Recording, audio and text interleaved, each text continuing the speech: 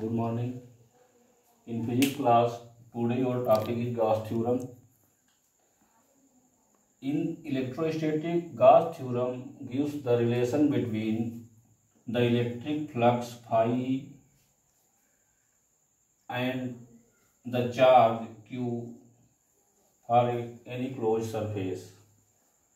So once again, in electrostatic, Gauss theorem gives the relation between electric flux through any closed hypothetical surface or Gaussian surface and charge q, net charge q in the closed surface.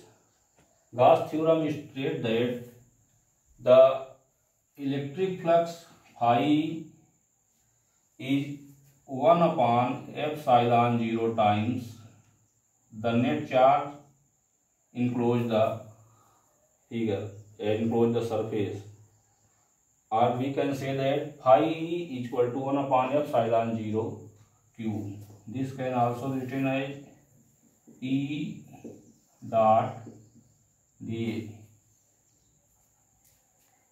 In integral form, this can be written as closed integral E dot dA. Here, proof of Gauss theorem. For proving, let us consider a closed surface whose area is A, and at O a point let O is the center of the surface, and at a distance R a point is P where electric field is E and direction of electric field is along OP. Let an area element dA is surrounding point P and the direction of dA from E is theta. So first of all, the electric flux through dA or small area element d phi E is equal to E dot dA. This can be written as E dA cos theta, where theta is the angle between E and dA. Now, since we know that E is equal to 1 upon 4 pi epsilon naught q upon r square, so from equation first we can write d phi E is equal to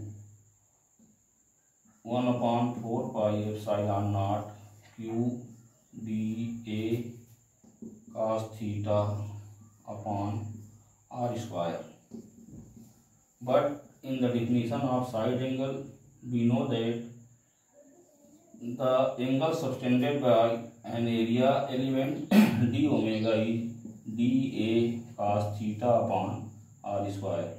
Now therefore, from equation second, d phi E is written as 1 upon 4 pi epsilon naught q d omega. Now,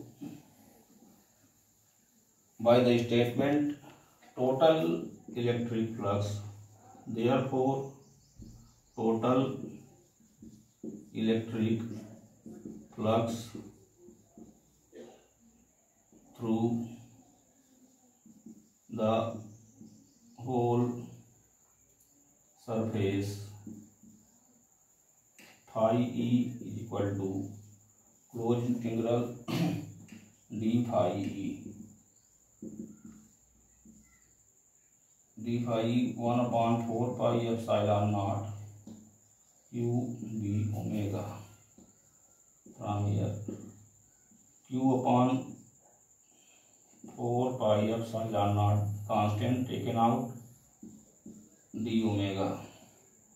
This is equation 3rd and this is equation 4th. Since for any closed surface d omega is equal to 4 pi, therefore phi is equal to q 4 pi epsilon naught 4 pi cancel out. Therefore at last phi e is equal to q upon epsilon naught. This is the proof of Gauss theorem. Okay.